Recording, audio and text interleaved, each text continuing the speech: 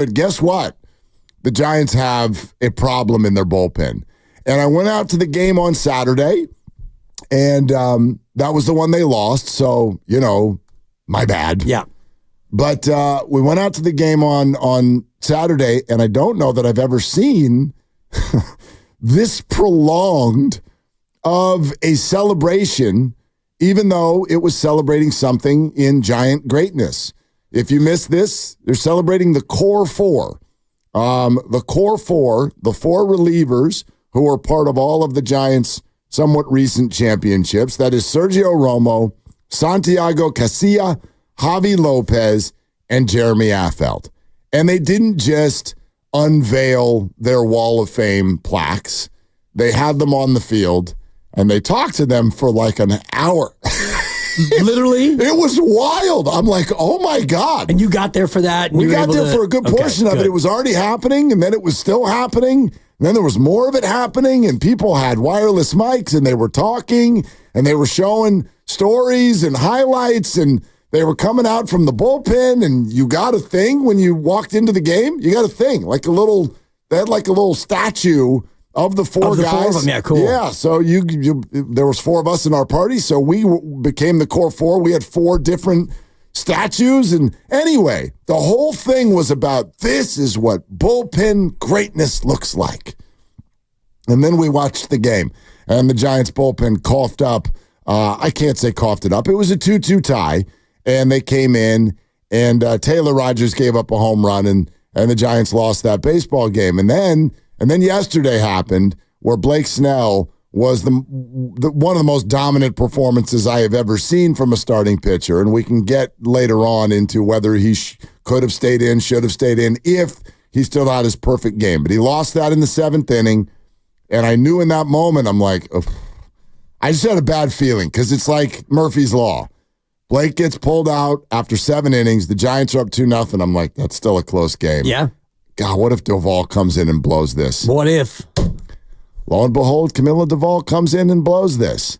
And I told you last week, Bud, this is so urgent that in many ways, I think the future of this Giants regime rides to a degree on the next 2 weeks of games after this All-Star break. It really does. There is absolutely no time for messing around.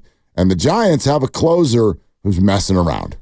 Oh, he's messing around because I think that he's lost some confidence and he's lost his stuff. And so no matter what the issue is, they have to fix it. But I don't know if they have the solution in-house. You kind of are pot committed, I think, on Camilo Doval to be your closer. And I know you have a few other good relievers, but for me, the greater point is not only Doval, but it's the bullpen in totality because you've thrown more bullpen innings than any other team in Major League Baseball. And so they're not totally worn down, but they're showing signs of being worn down. And Doval himself does not look as electric as he did last year. His stuff seems to be a little bit more ordinary. You and I were talking in the green room about, the fastball not having as much second stage life and not as much movement. And so, hitters are able to sit on 100 and 101 and turn on it. And I think that Doval has lost a lot of his confidence. And so you get a starter who goes out there and gives up 1 hit over 7, and you have a 2-run lead, and yet you don't feel confident because your bullpen is a little bit of a mess.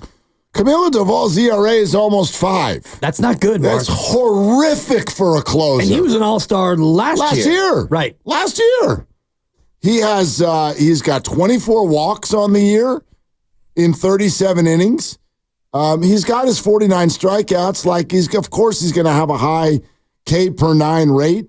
But his whip is up over 1.6. Whatever analytics stat you want one that's really going to blow your doors off because everybody's all wrapped up in war now, right? Yeah. War. What is it good for? Well, in baseball, something, because we really follow that number.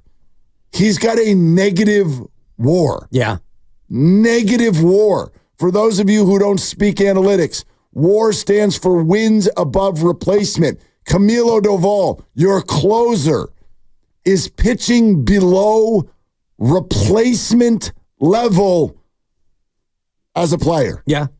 That's not okay. No, not if you want to win games. No. Because he's the guy who needs to come in and get 3 outs and be the best pitcher in your bullpen. And right now, He's not. And something happened yesterday, which may be foreshadowing for what's to come this season, which is they didn't even let him try to go out there and clean up the mess. Good point. So he struggled. He gave up a couple of walks and a hit, and then that was it. And so Bob Melvin, who's not a hair trigger manager, had to come out and say, I'm going to need the ball, CD. You're going to go ahead and be done from here on out. It was a CD. It was a coach's decision that CD got yanked. But I look at the rest of the pen, and I don't know who has the kind of knockout, wipeout stuff that you'd want to trust in the ninth inning. I don't know about knockout, wipeout, but it'd be Rodriguez, right? Well, no, I think it'd be Ryan Walker. Yeah. Randy Rodriguez is somebody who I think that they could groom someday. He has that kind of wipeout stuff, but he's too young, he's too raw to take on the closer role right now. I'll give you a quick side prediction right here about Randy Rodriguez. I think he's going to become a significant player when it comes time to renegotiate Camilo Doval. When Doval comes out of arbitration and is ready for like a big-time MLB contract, I bet the Giants will be like, thank you for coming. Bye-bye. I do not think Camilo Doval is going to be a Giant into his 30s. Absolutely not. Because that's not the way that the Giants are going to play the closer role, and it's one of the reasons I think Rodriguez is up, and they can use that as a weapon a couple of years from now. But right now, somebody who's going to throw strikes, somebody who has been getting consistent outs, Ryan Walker leads, let's go back to WAR, he leads the bullpen in WAR. There's only one Giant pitcher on the entire staff that's got a better WAR than Ryan Walker. His name is Logan Webb. And by the way, just so you understand how bad a negative WAR is, there's only two other Giant pitchers on the entire staff who have a negative WAR. Want to take a guess at who the other two are? Want to take a guess? Man, boy, only two others on the active current roster. I would guess it's Mark Grandy's secret pet crush, Luke Jackson. Okay, that is correct. That is one. Okay. Luke Jackson has a negative WAR. And the other pitcher on the Giant staff currently active with a negative WAR is Blake Snell. Very good. Look at that. Very, very Look good. At that. Look at me, Granny. I'm very impressed. Fresh brain in the morning. People thought you'd be late to work. Good God, you're halfway through your day already. Proud of you, Dibs. Yeah, that was really. Maybe I'm in the wrong time slot here. I've been telling the boss that for a year. Anyway. Boy's coming out sharp on a Monday. That's really good, and it's very correct, and we all know that the Blake Snell one is sort of circumstantial and not relevant as we sit here today, because in his last 12 innings, coming off of the second injury, he's given up 2 hits. I'll go ahead and keep Blake Snell. But Luke Jackson, everybody's exhausted with Luke. Yeah. No one wants to see him out there. And your other pitcher right now with a negative WAR is your flipping closer. Unacceptable. Can't do this. You don't have time for this. Well, you don't have time for it, but at the same time, you have him under great control, and he's got such unbelievable stuff. So how do you fix him? I don't think that you're ready to completely remove him. If you move Doval out of the closer spot, I don't know who you have. Eric Miller, maybe. I don't know who else you'd want to throw in there. Rodriguez, probably. He's got good stuff. But Doval, you've invested a lot in him, in time, in confidence, and he's got such wonderful stuff. How can you fix him between now and this weekend and get him back to where he needs to be? I think I tell you what, where I would be right now, because you're right, like you're not pulling him out of the closer role. You lose the guy. Look, this is an arbitration player for 3 more years after this one. Right. Okay. So this is a cost controlled, team controlled. This guy makes less than Brock Purdy. Huh. It's crazy. Let it sit in. Yep. He makes less than Brock Purdy. So I'm with you. I'm not out on Camilo Doval, but you better be ready for a vacation. You better be ready for a vacation. There's 2 ways to handle this, in my opinion. Your first one is to do exactly what they did yesterday. Camilo, you haven't lost your job, but you've lost the ability to clean up your own messes.